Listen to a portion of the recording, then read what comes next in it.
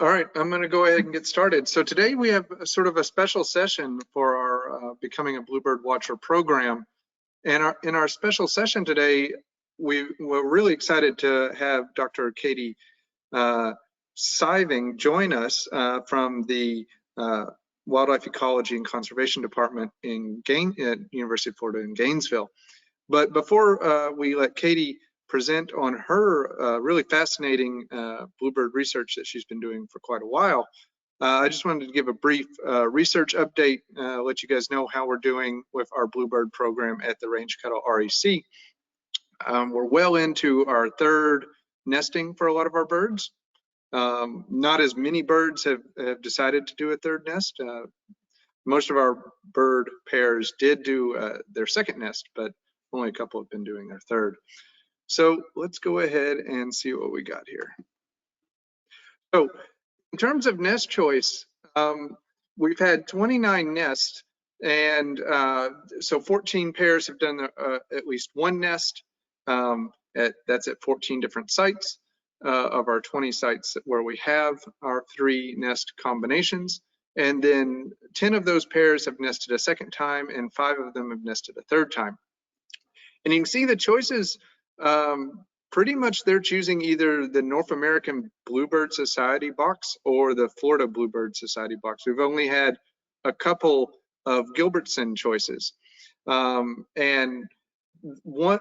in one case, with one of the Gilbertsons, this bluebird pair that chose that Gilbertsons actually chose all 3 boxes. So they've had 3 nests and 1 in each box.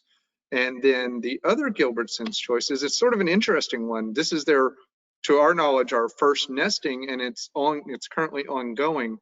But what we actually suspect might be occurring, so this is one of our Gilbertsons that's sort of close to the center, and we've had a bluebird pair that nests in the center's roof pretty regularly. We've seen the nest earlier in the summer, and they've done at least one nest in that roof. And I think that pair has switched over to the Gilbertsons just recently. Now, switching nest boxes was really common with our bluebird pairs. And in fact, only 2 of our bluebird pairs that have completed multiple nests did not switch nest boxes. So we've had really sort of equal switching.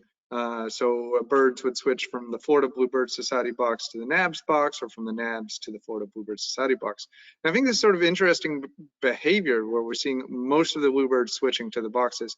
I suspect it might have something to do with cleanliness of the boxes and a way to avoid mites. Now, we did point out that one pair has tried all 3 boxes. So that's pretty interesting there. But in most cases, they didn't try the Gilbertsons, even though the Gilbertsons might have been the closest box to the box they were currently occupying. So in terms of nest success, we've had 131 eggs laid in our boxes, pretty equal again between the NABS and the Florida Bluebird Society box. We've only had those 2 Gilbertson nests, so there are a lot fewer eggs in that case. But the averages are starting to show a little bit of difference. There's a higher average. Again, that's a sample size of only 2 though in the gills, but otherwise the NABS and the Florida Bluebird Society box have pretty comparable averages. And the parentheses, there's the standard error. So hatch success, now we've had 3 complete nest failures, and that means none of the eggs hatched. And those were, 2 of those were, in the first nesting attempt of those pairs, and they had each had a complete nest failure. And then we had a third nesting where the bluebird couple or pair, they just laid 1 egg and then appeared not to incubate or care for that egg, and so that egg has not hatched. And then we have an additional 1 egg that was laid in a box that didn't have a nest, and it was right, this box was 30 meters away from an active nest, so we suspect that the female that was in that active nest laid 1 of her eggs in the wrong box by accident. Now that egg, she didn't incubate it, and so it didn't hatch either. Now hatch rate, we're seeing some differences and principally between the Florida Bluebird Society box and the NABS box.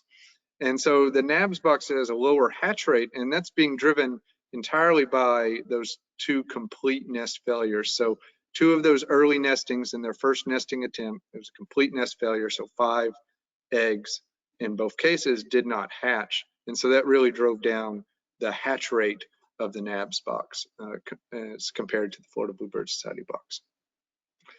Now we've had 85 bluebirds have fledged. Now we only have 1 known case where we lost a chick before fledgling, and this was sort of an interesting case. And we would have, it was a really difficult chick to see. For some reason, this chick had moved outside of the nest cup, and so was smashed right up or right next to the very front of the box, not in the cup with the rest of the chicks. So we saw it one day, then couldn't find it at the next check. And so we actually opened up the box to make sure that we weren't just missing it with our periscope camera, and it was indeed gone out of the nest. Now, we did not detect any predation events or potential predation events on our cameras. So I don't think that's a predation, a case of predation, but it might be a case of the very young bluebird chick might have died and the parents might have removed it. But that's our only known case of losing a chick before fledgling. Now I wanted to show some preliminary temperature data from our 3 different boxes. And so this is data from 3 boxes. They're all empty at one of our sites that was never occupied, where we put some temp loggers in to just get a baseline temperature. And what we can see is, move this so I can see it. So you've got our 3 different colors showing our 3 different boxes, and the green triangles are the Gilbertson boxes. And what you can see is that those tend to have the highest highs and the lowest lows. And that's probably because there's a little less insulation with a Gilbertson box because it's PVC relative to the wooden NABS boxes and Florida Bluebird Society boxes. But otherwise, we're not seeing a very big difference between box designs that don't have nests in them, besides that the Gilbertson's showing a little bit less insulation. Now, given that our sample size number of pairs that have actually nested in Gilbertson's is pretty low, it's sort of hard to say if that lack of insulation is really driving any overall patterns in nest success. Now we do have a summer student technician that is using our camera data to look potentially at how frequently the male or how frequently the females is going in and out of the box during the incubation period. And so we might have some interesting data come out of that at some point later, to see if potentially with these boxes with the Gilbertsons, if there's a little bit of difference in how frequently or how long the female is inside incubating. And then finally, it's really interesting sort of, well, we've got a burrowing owl burrow right down maybe 30 meters away from one of our bluebird boxes. So we're getting some really interesting trail cam photos from that. So I just wanted to share that because I think it's really neat bird, really neat rangeland bird for Florida. So here's our burrowing owl. They've got a burrow right below the bottom of the image is where the burrow is, and there's a pair of owls, and they've got 4 younger owls with them. And you can see the cows are quite active just right on the other side of the fence from our burrowing owl burrow. So that is my presentation. Now I want to, let's see if I can turn off. So next we're going to have Dr. Kathryn Sieving present on her bluebird research, and it's going to be a really interesting talk where she's talking about all the different bluebird activities and how they interact in human environments. So should be able to switch over to Katie now. All right. Okay. So I guess you guys can see me. I'm really excited to be here, and I'm very excited about the research you're doing comparing nest boxes. we did a little test of comparison between the Gilbertson box and another box you haven't tested yet, the Peterson box. And the Gilbertson box performed way better in terms of the nest success, but the birds chose them at the same rate. So that must have been the two least popular boxes. They're the ones that we compared. So I'm excited to see how your research turns out. So I'm going to go ahead and share some slides and talk about a couple of projects that we've done with bluebirds in my lab. Very interesting species to work with because, well, for a lot of reasons. And I'll talk about two different themes, that is these useful activities of bluebirds in our lives, and then their sensitivities to the environment, which are also very useful to us to understand more about how the environment affects us. So yeah, so the funding that's supported my students in my lab to do these different projects have included the University of Florida and also USDA and the Florida Bluebird Society. If there are any Bluebird Society members on today, thank you so much for the help that you've given us over the years. And I remember when you started. So, you know, a lot of people wax poetic about bluebirds because, well, they're just so beautiful, but also because they live with us in our environments. They're very adaptable species. They often occupy human-occupied land uses, and that's what makes them very useful to me. In our research, we really want to look at the effects of the environment on everything about avian ecology, really. And these guys, if you put up a box, they will nest in it as long as it's in the right habitat, and that makes them really useful for researching what they are sensitive to. So what I want to talk about, just to give you an idea of how it's going to go today, first I'll talk about a study where we try to examine how much and where and how well these birds eat insects in environments where we don't want insects eating plants that we like. And the study system that we focused on were vegetable farms in around Gainesville and the sort of surrounding counties around Alachua County in Florida. Lots of fairly small farms that occur up here. And well, in this study, we used both conventional, there are some conventional and organic farms involved in the research. And so I'll give you a report on how the bluebirds and other species ate bugs on farms. Then we'll talk about a couple of different studies. The first study was just years ago in my lab. The first student I had who really looked at bluebirds, he compared reproductive success of bluebirds on farms versus natural areas like these pine forests. And then I currently have two students who are looking at the effects of urban noise on bluebird breeding activities. You know, urban noises can be really loud. So we're talking about traffic noise, and we'll talk about, and also some construction noise. And that study has been taking place entirely in the urban landscape, which is basically University of Florida campus, which is very urbanized. It used to be a, you know, a quiet cow campus, you know, many, many years ago, but now it's very, very urban and quite loud, actually, on most of it. So I'm not sure that you'll hear the audio on this little video I wanted to show you. I just want to remind, it's a nice little video about what bluebirds actually focus on. Now, you all know, being bluebird experts, that bluebirds love to nest where there's lots of grass because they forage by dropping down onto the ground, generally, to trap insects that they see from above. And so that means that they really like open habitats. And so the insects that are there are the ones that they feed on. So you may not be able to hear anything, so I'll just actually turn the volume off there. So I'll just narrate this for you. So this is a nice little video online.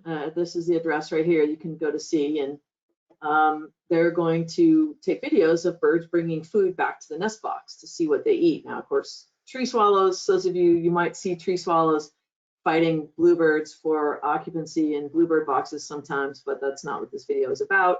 This video is about the types of foods that bluebirds eat, which is primarily something like 40% of what they eat are caterpillars, which are, you know, big pests of agricultural crops, obviously. If any of you are growing gardens or actually have farmlands, you'll know that these guys eat a lot of probably pasture lands too. So bluebirds are very good at catching caterpillars. They love them, and something like 40% of what they eat is caterpillars. Then the video talks about how these guys also eat spiders, which I'm a little disturbed about because spiders are really good at killing pest bugs too, but apparently spiders are a preferred food by many insectivorous birds, and bluebirds are no exception. They really do like spiders of different kinds. And then they also eat a lot of crickets and grasshoppers, which are huge pests in vegetable farms, and they also eat pasture grasses.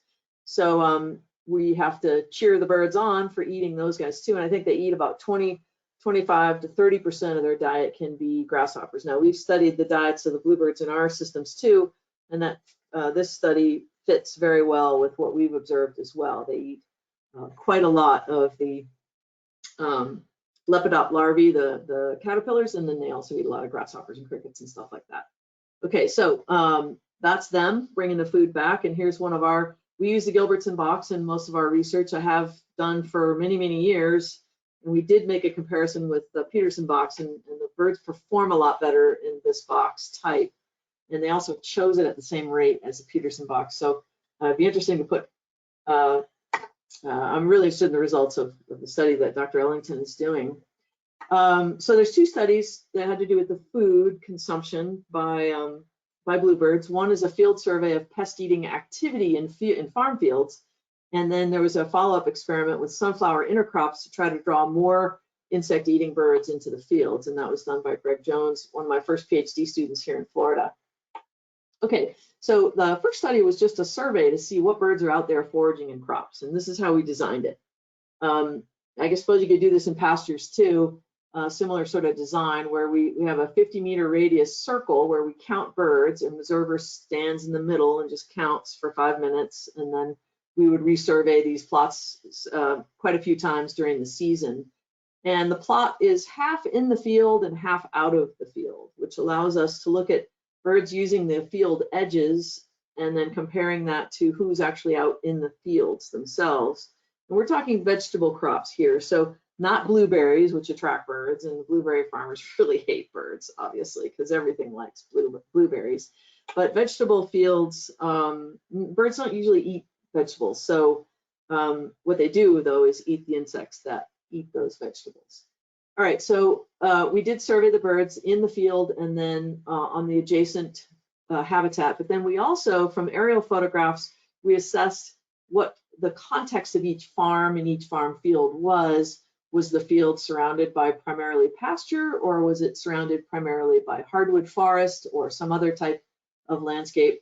And what we did find is that landscape type, where the farm finds itself, is also an influence on what birds you actually get in the field. So there's really three influences here. There's what's in the field, there's what's on the edge of the field, and then there's what's around the farm itself. And those are the things that we looked at. So just a survey of the basic results is that the first thing we found is that if the farmer was mixing crops in the field, meaning more than one crop type alternated in the rows, then we had a significantly higher number of birds foraging in the crop. That's these little stripy bars here. These are the ones that measure the number of birds or number of species actually foraging in the fields themselves, so out here in the crops. And so you had more if you had mixed crops. You also had more birds out there if the field borders were comprised of hardwood forest or hedge or suburbs, surprisingly, but of course suburbs have a lot of hedges and hardwoods also.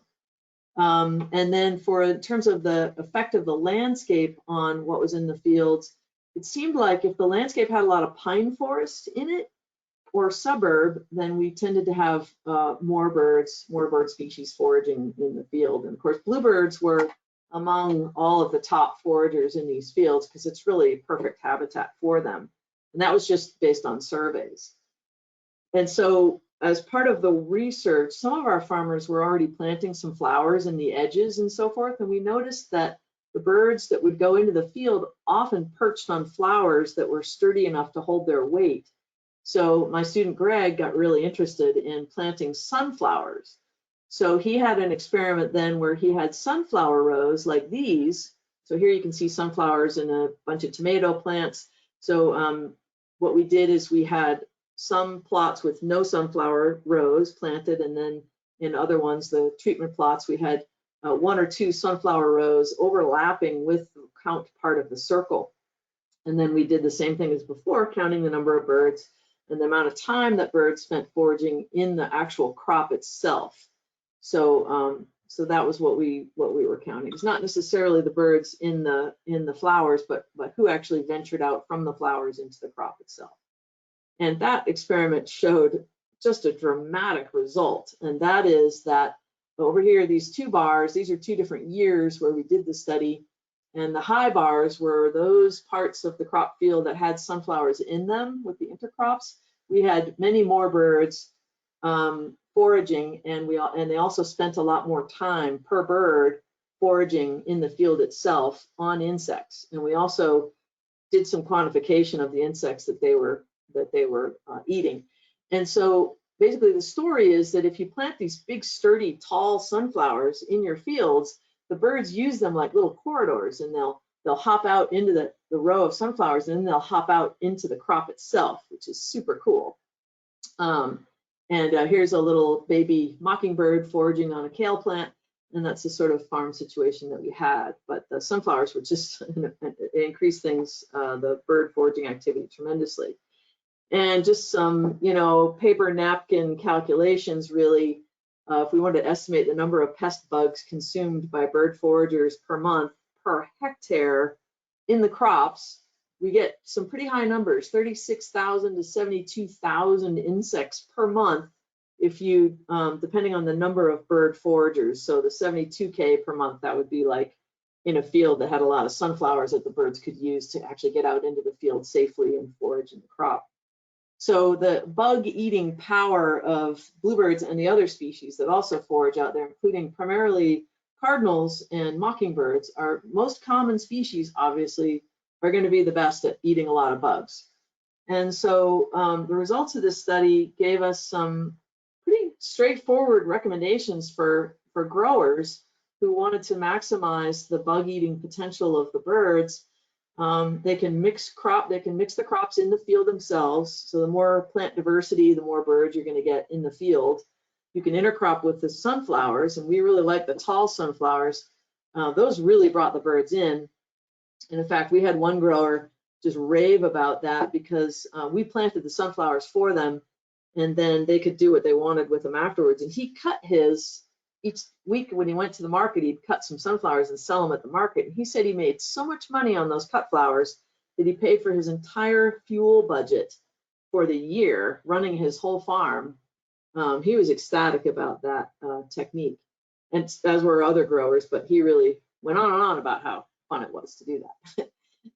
Farmers can also manage the field borders. The more sort of complex vegetative habitat that you have by the field, you'll get more birds coming out in the field.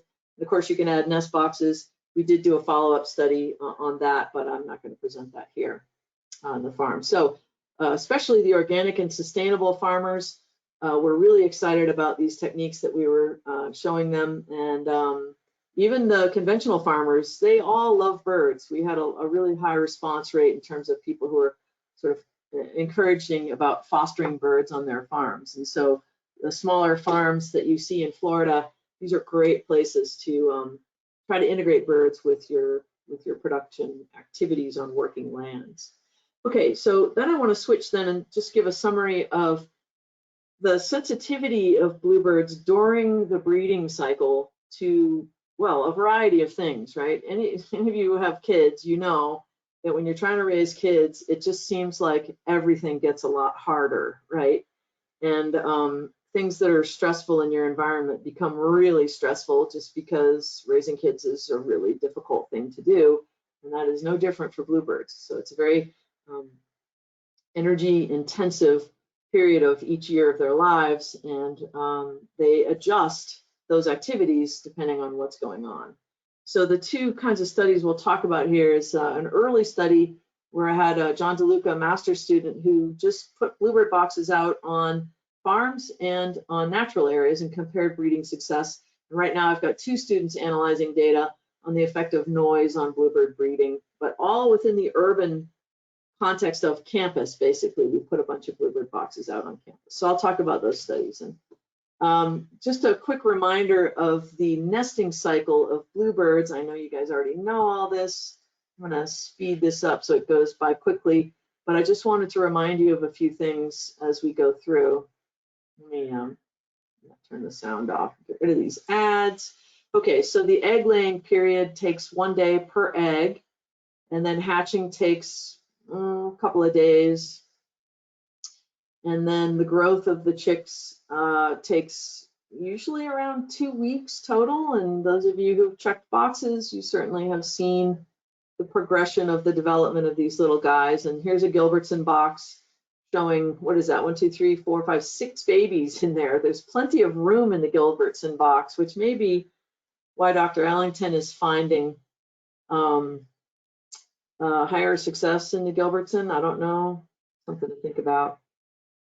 Okay, so then this summary right here, I just want to focus on that for a second. So the cycle involves laying period, so 1 day per egg, and then 13 or 14 or 15 days to hatch. This period of incubation can last, it can vary by several days actually, depending on what the birds are going through. And then the 14 days to fledge, that can also be a little bit variable, all right? But then once the birds are fledged, obviously the parents still have a job to do, and that is to teach those little suckers how to eat on their own. So they work very hard, usually for 1 to 2 to 3 or 4 weeks, teaching these babies how to eat on their own, and finally they're on their own, and then the bluebirds can start a new nest if they choose. So I just wanted to remind you of that cycle, and while I talk about these next 2 studies. So we use the Gilbertson box. We always use the same methodologies, where in any given season we'd have somewhere between 100 and 150 of these out in different habitats. For monitoring, we check them every 3 to 5 days, make sure that the nests were at least 100 meters apart, because bluebirds don't like to nest in really high densities. And then the things that we would measure would be first egg date, number of eggs, number of hatchings, fledglings, just what Dr. Ellington is looking at. The length of the incubation period can vary by a couple of days. Like I said, the interbrood interval is a really interesting measure.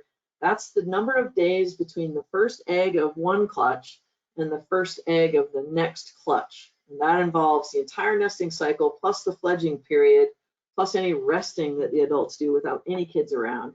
And that can vary by several weeks, actually, as it turns out. And then, of course, the number of broods per season can vary quite a lot. So let's go ahead and look at John's study, where he compared, again, vegetable farms and natural areas. This is a sort of a typical habitat for bluebirds in a natural environment in Florida. So our prediction was that the farms would actually have better reproductive success than natural areas, because farmers irrigate, and they start irrigating sooner than the rains usually come in the summer. And so that along with the fertilizer, making the plants grow green really soon, we should have more insect prey, and the insects should be available earlier on farms than in natural areas. So we actually predicted that farms would be like these really wonderful environments for the bluebirds to nest in. The outcomes were complicated and interesting, and you'll get a sense of that in just a second. So I'm going to talk about the farm birds and the natural area birds, and I'm going to represent them by these 2 little icons. So here's the natural birds, and here's the farm birds driving a little tractor here. So the first big difference was the first egg day, all right? So if you start from January 1 and just count the number of days that lapse, the birds in the natural area waited until March to start nesting, whereas birds on the farm started nesting in February, so within like a month and a half of the beginning of the year. So that's 2 to 4 weeks earlier the farm birds nested than the natural area birds. Farm birds had shorter times in between broods, okay? So the natural area birds, 40 full days between the first egg of one clutch and the first egg of the next clutch, whereas whether the farm birds were on conventional or reduced impact farms, the sort of sustainable type farms, the lapse was a lot shorter. So the natural birds waited longer to start their second broods, and the farm birds basically were rushing. They started sooner, and they cut off the time in between broods and started that second and third brood quicker. Okay, and then here's the hatching success per nest, or the number of hatchlings per nest. So the natural birds actually typically had successful nests at averaging around 4 chicks per nest. The farm birds averaged 2.5 chicks successfully fledged or hatched per nest, and then the fledglings were about the same. Okay, but over the course of the entire season, if you count up the number of hatchlings and chicks and fledglings that were produced, it was the same between the two groups. So all bluebird pairs produced, on average, the same total number of fledglings by the end of the breeding season. So to summarize, I'm just going to walk you through this graph. The farm birds started earlier by 2 to 3 weeks, and they were able to raise 3 broods instead of 2. Okay, so here there's not much difference on this graph between these rightmost 2 bars on the left side of the groups versus this one, but this says 2 broods and this says 3. So basically farm birds raised 3 and the natural birds raised 2. So if you're going to have 3 broods versus 2, that means more eggs. The farm birds laid more eggs. That's the white bars here. So 12 to 14 eggs instead of something like 9 or something for the natural birds.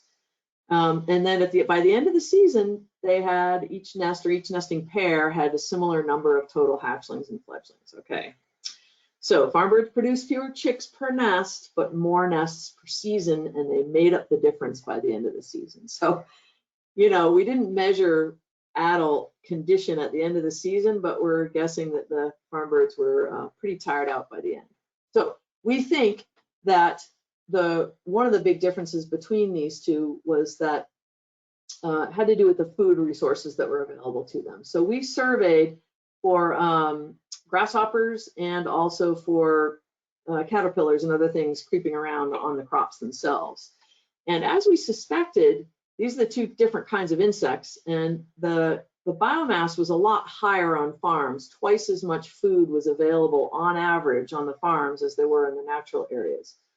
But that food on the farms was much more variable in its availability. This is like an index of variation in food availability. And so the farm foods were a lot more variable in time and space. And I'll explain that in a minute, but it makes sense, obviously. And so this is the variability in prey. And as that gets higher, that was linked to fewer hatchlings per nest. So if the female's not finding food very efficiently, she has a hard time incubating properly and a hard time raising the kids, basically. I think that's the story. And it makes sense that it was more variable on farms because vegetable farmers, during the breeding season of bluebirds, they go through several croppings, right? They'll plant, stuff will grow, the insects will flush, the birds are fine, and then they harvest, and then they replant in the middle of the breeding season, and that can make the food resources really, really variable. So that makes sense. So in natural habitat, you had lower availability of food, but it was steady, and the birds weren't, you know, waking up on one day wondering if there was going to be food for the kids. Okay, so the variability in food may have been part of it. So just a quick summary then, the farm bluebirds worked harder for the same number of chicks per season. Okay, they started earlier, they had more breeding time, but just barely enough for an extra clutch. So they were rushed. So they crammed them together. Their incubation time was fewer days. They incubated for less time. They like sped up the incubation. They waited only 30 days between clutches total, whereas the natural birds waited 40 days. Overall hatching success per nest was 64 to 70% in the farm birds and 86 to 90% in the natural areas. And so they ended up with the same seasonal production, but the farm birds are like, whoo, I'm so tired. I did so much more work than the natural birds did to get to the same place in the end. So we still need to do some more work on understanding what all happened in this sort of a study. To do more work comparing sort of natural areas to working lands would be great. If Dr. Ellington can do that in the future, that would be fantastic. Okay, just finish off then by talking about noise. So noise pollution is a really big issue in wildlife conservation right now. Most species where it's been looked at, animals don't do very well when they're in a noisy place, and the bluebirds are kind of no different. So I'm not going to talk about all these things. Actually, I'm just going to talk about, so a couple studies. This first one is, do bluebirds avoid nesting in noisy boxes? All right. So here's central part of the University of Florida campus in Gainesville. And these red circled areas are really noisy areas near, if you've been to Gainesville, you know Archer Road, you know 34th Street. These are very, very loud traffic areas, high traffic volume. So the interior part of campus is fairly quiet, but these edges are really loud. And what we found is that the bluebirds occupied nest boxes across the whole sound spectrum equally. So the unoccupied and the occupied boxes on average had the same levels of noise, and they're pretty high, right? 50 decibels means really quiet. Like you would look around and go, oh my gosh, it's so quiet here. 65 to 70 decibels or 80, that's like really loud city time, okay? So most of the boxes were pretty loud, which meant that we had occupied boxes in quiet and noisy areas, which was what we wanted for the next study. But the birds did not choose differently based on noise. What they chose on was habitat, obviously. We all know that bluebirds like to nest in a situation like this. So these boxes over here, these were all unoccupied because these birds really didn't have any open grassland to nest in, even though it was quiet there.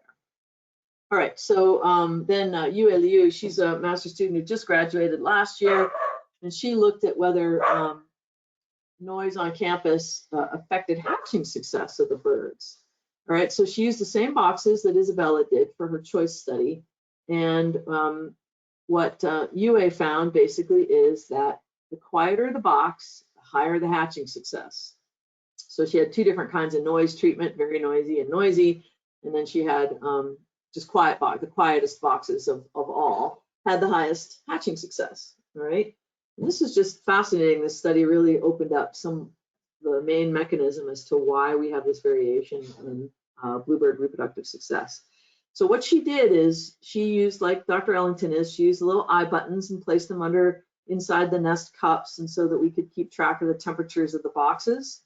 And what we found is that birds in quiet areas, well, before I get to that, egg temperatures for successful hatching for most birds, okay, little birds, big birds, it's all in the similar range. The eggs themselves have to be incubated between 35 and 39 degrees centigrade. Now, the box temperatures that we measured were a little lower than the egg temperatures, but they're correlated with the egg temperatures, but a little bit lower. So what she found is that the quiet boxes that were less than 70 decibels, it's still not that quiet, but a lot quieter than these guys, which were greater than 70 decibels, the egg temperatures in the box were maintained at a much steadier, higher temperature than egg temperatures in noisy boxes, all right? So this suggested to us that it's all about what's going on with the female in the box. And like Dr. Ellington, we can make these graphs. This is just a day's temperature variation within a box. And we're analyzing some data right now to try to figure out if the females got on and off the nest in a different sort of a schedule in quiet versus noisy areas. And it looks like the birds in the noisy boxes are just a lot more agitated and busy in the box. They don't sit as tight on the eggs as they have to. So when it gets cold, what we do know about birds is when it gets cold, and you know, Florida's not really cold, okay? But we also need to look at the nighttime of these birds. But in order to effectively incubate eggs, the female has to be warm and comfortable herself so that she can sit tight on the nest. She has to be well fed. If she's not, if she's hungry, she's going to get on and off the nest a lot more often to go forage. And if food is close by, meaning she's in good habitat, she can feed more efficiently than if the food, she has to go far away to get the food. And also we found in other studies, which I'm not talking about today, the female has to be not scared of being eaten by predators. If she's scared, she gets very agitated and doesn't sit on the eggs very tightly. So it all boils down to the female's well-being as to how well those eggs are going to hatch. So I now have my current student, Odile. She's looking at, she's putting spy cameras inside the nests to find out what the female's actually doing. And this video shows a typical webcam where it only takes video during the daytime. Okay, so we're actually focused more on the nighttime. When nighttime temperatures drop the lowest, that's when those females have to really sit tight to make sure that these eggs get incubated properly. And so we've got these spy cameras with night vision, and this is what they look like, all right? And this is what we're working on now. So here's a ultraviolet light videotape of a female, and you can barely see it, but here's her wing and here's her head tucked under her wing. And in this case, the female, this is the middle of the night, the female has her head tucked, she sits tight, and in this 10-minute clip, she doesn't move. In fact, all night long, this female sits with her head under her wing and she doesn't move once during most of the night. Whereas this female, within 10 minutes, you can see she's much more agitated. She's actually switching positions. And so Odile has to go through all these videos and count the number of positions that the female takes during the nighttime filming of these guys. And we're pretty sure that birds in noisy areas and birds with poor hatching success are going to be birds that move around a lot at night, especially when the temperature is low. So that's what our hypothesis is. It all boils down to the female. So we're predicting, yeah, that this restlessness in the females is what prevents really good incubation of the eggs. So, of course, being a mom means balancing all these things. And when a female bluebird finds herself in a habitat that makes her agitated and worried about things, then this could really cause differences in how she raises her young. So farms are also really busy places. This could help explain part of why the females didn't get the hatching rates as high on farms, maybe because there's just so much going on. But also then the unpredictable crop harvest times and the food variability, those kinds of things can make things difficult. And then the traffic and construction noise is also a disturbance that if it's really noisy, maybe she just can't quite focus on sitting tight. She doesn't sleep as well. She can't, you know, calm down and stay put on the nest. So, and also then in another study we did, if we scare them with predator noises, the female definitely doesn't sit tight on the eggs. And so there's lots of things can affect the female's behavior. We want her to be warm, well-fed, and not scared and not disturbed. And those are things that we can do around our nest boxes to make sure that they sit tight and do the right thing. So bluebirds are really beautiful. They're useful, but they're also useful to us, and they're highly adaptable. They live where we live, and they exhibit sensitivities that we may not be aware of in our own life. They don't like noise. They don't like disturbance. And probably if we sought out less disturbance and less noise ourselves, we might sleep better at night and do better raising our kids as well. So they're aesthetically spectacular. They readily live with us. They eat pest bugs. If you watch them out in your garden, you'll see them eating bugs off of your vegetables too. And maybe if you feed them mealworms, you're not going to get as much bug eating done in your garden. If you hold back on the mealworms when your cucumbers are coming ripe, you might want to try that. They also adjust their behaviors in complex ways to challenges that arise. I mean, the fact that the farm birds had to work so hard and they still got to the same place in terms of raising the same number of kids, I mean, that's kind of monumental, really. But they are sensitive to these things and therefore a model for study of environmental changes, environmental land use types, and they're great, obviously, for academic research or citizen science, and all of it will help us understand our world a little better. So that's all I got. Sorry if I went too fast, but I'm open for questions now. If we can help make that happen, that'd be great.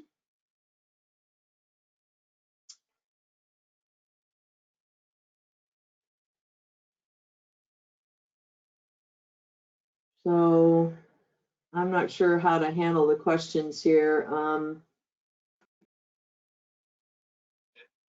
So I see one question asking if either of us have ever heard of bluebird hatchlings fledging in 7 or 8 days. I don't know that we've ever observed that, but you know, they might jump out of there, are capable of jumping out of the box sometimes. And honestly, that nestling period can vary by quite a large number of days, depending on how quickly the parents can stuff those babies with food. And it could very well be that you could get an early fledging. Might not be the best time though. 7 days is really, really early. That's super early. 12 days, I think a bird that's been fed well might do well, but 7 is probably they got scared and jumped out because they were scared of something.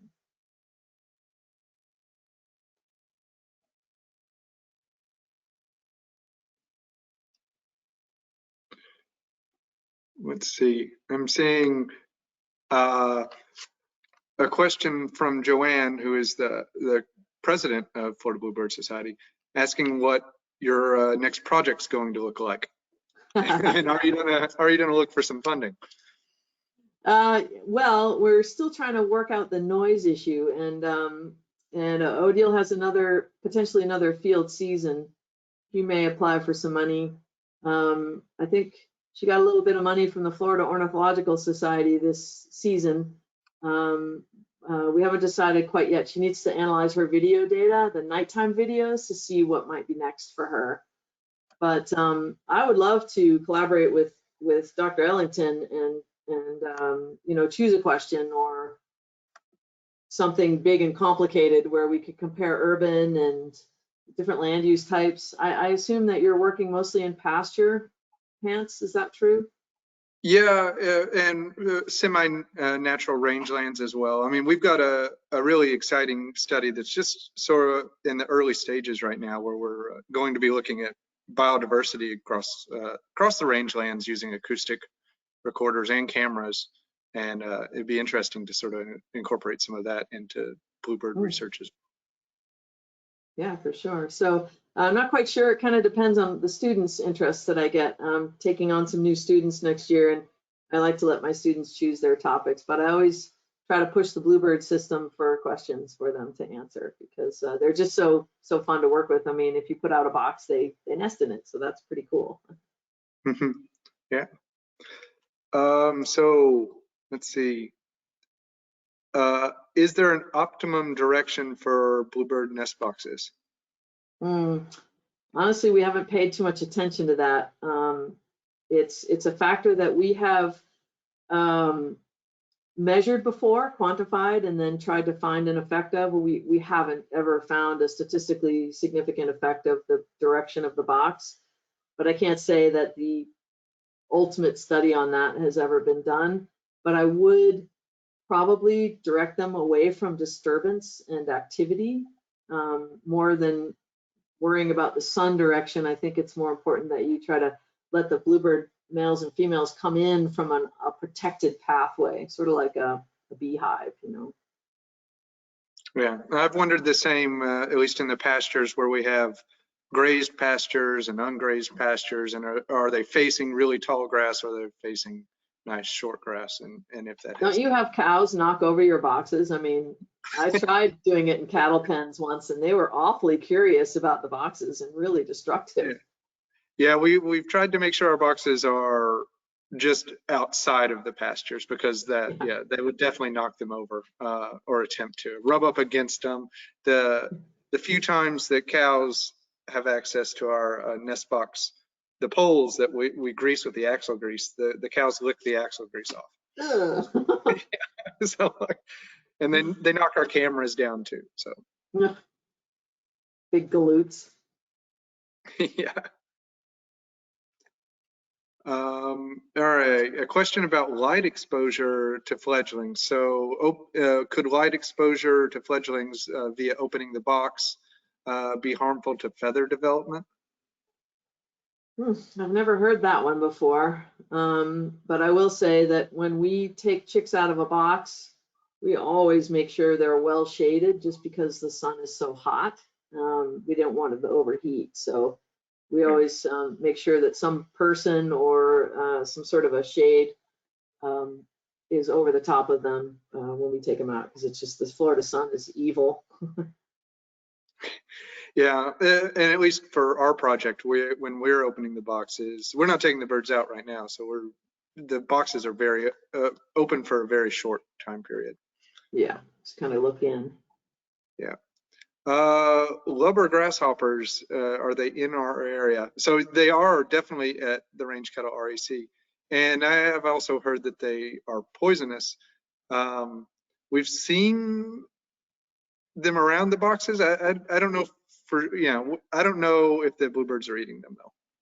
We've seen They bluebirds might with eat them certain when they're really, really young. Otherwise, you know, they avoid the lubbers, but they'll eat all the other kinds of crickets and grasshoppers. And they like them when they're young, obviously, when they're juicier and greener. Yeah. And loggerhead shrikes will eat lubber grasshoppers. Oh, okay. Yeah. They'll pierce them and eat around the poison, distasteful part. Oh, smart birds. Yeah. Do bluebirds use the boxes to roost in after the nesting season? I don't think so, but maybe for a couple of days you might have a baby trying to go back in, but we haven't noticed that. No. Yeah. I think they sort of take off and they start ranging with the babies to teach them all the stuff the babies need to know, and I think they pretty much leave the area of the box. Yeah, we see the juveniles active around the box for a few days and in the trees and stuff, and we've caught them on our cameras flying in front of the boxes, but I've not seen them go back in.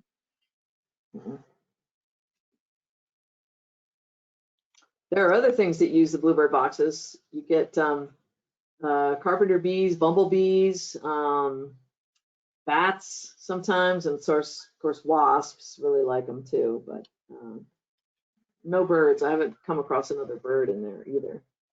Yeah, we get really big, right now we're getting really big mud dauber wasp nests, or, you know, and, you know, when you break those open, they're filled with spiders, right? Because these wasps, they kill spiders and then put the spiders inside their nests so that the young, the wasp young, the juveniles eat them before coming out of the nest. Yeah. So Poor spiders. Yeah, tons of spiders, lots of different species too.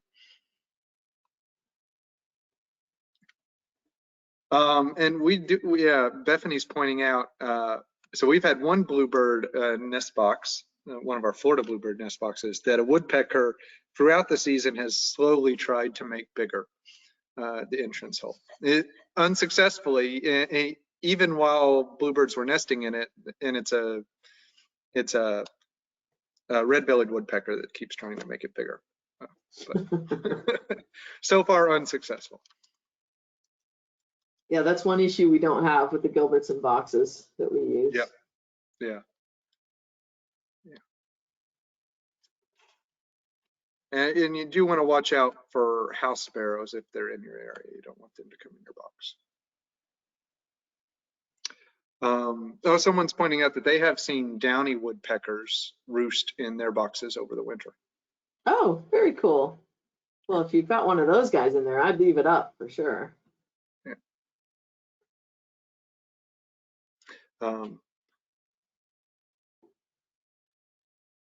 Yeah, and so, you know, I think that one of the interesting things, you know, is we're seeing very few of our bluebirds go in the gills, and you saw in Gainesville that they chose gills just as frequently as the Petersons.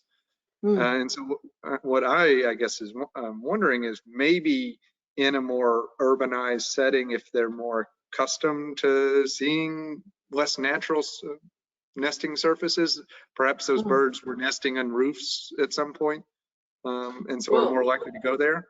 It could also be that you know, I wish that we you know, thought about it or done it to compare the, you know, I think the square boxes are really good for them. The Peterson box, of course, has that angle on it, and we found actually that the bluebird chicks don't develop as well in the Peterson box. Their wings are shorter at fledging, which is really bad. So don't use the Peterson box.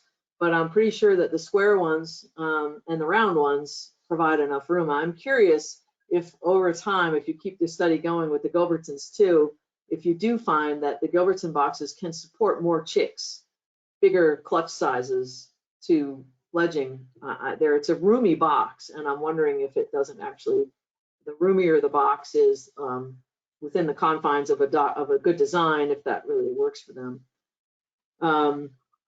Yeah, sorry. So what was the question?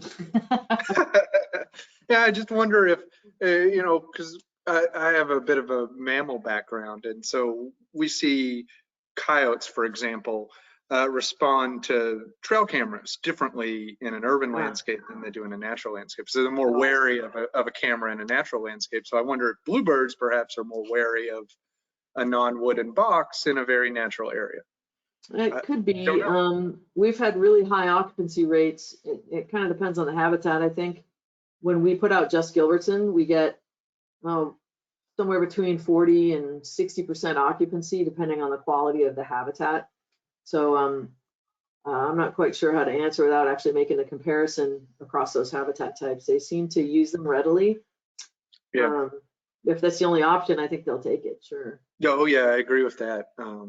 So someone was asking about nesting in the roof, and so what we have, it's one of the exhaust pipes, venting pipes on our roof, a roof of my office building where the bluebirds have nested inside there.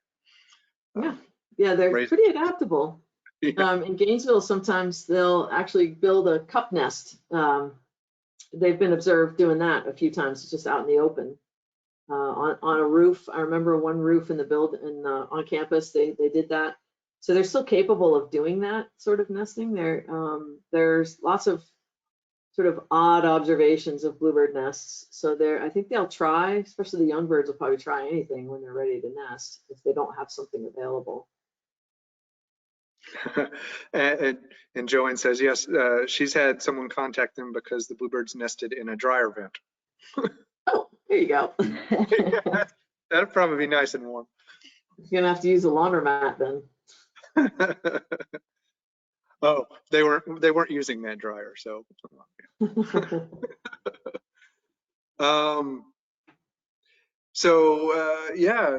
Someone was talking about when they're cleaning out their nest boxes, they typically find remains of beetles and insects, but they're also finding lots of seeds from berries inside the nest box.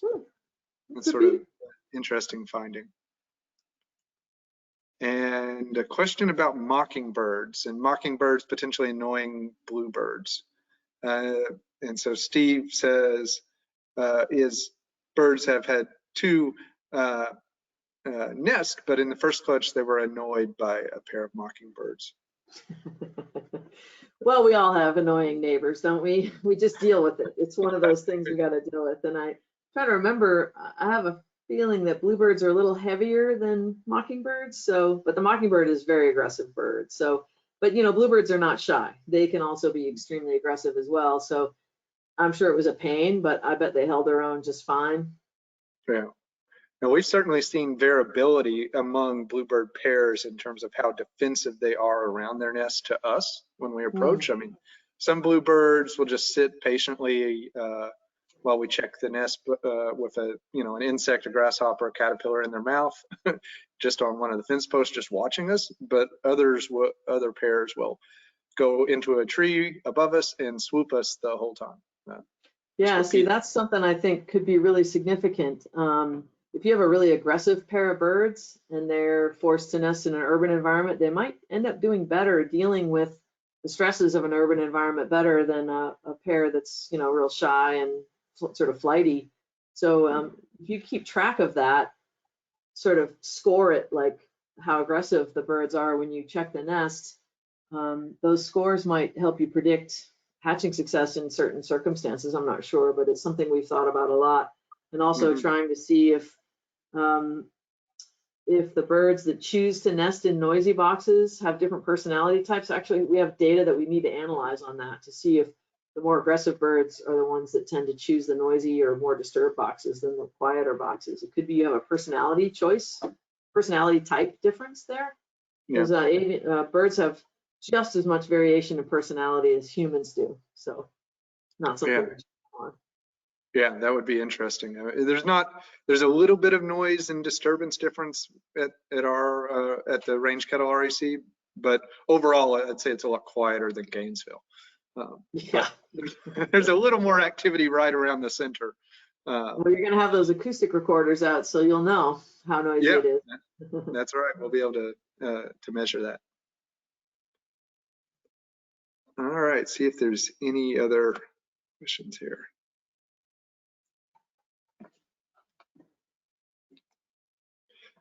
Not seeing anything else, but thank you. That was a great presentation. I really enjoyed it. Yeah, thanks for having me. I'm really excited that you're here and doing what you're doing and hoping to collaborate at some point. So Yeah, carry definitely. on. All right. So thanks everyone for joining. And we'll have this eventually, this presentation will be up on our YouTube channel and on our virtual classroom as well. Cool. All right. Well, thanks a lot, Hance. Yeah. Thanks, Katie. See you guys later.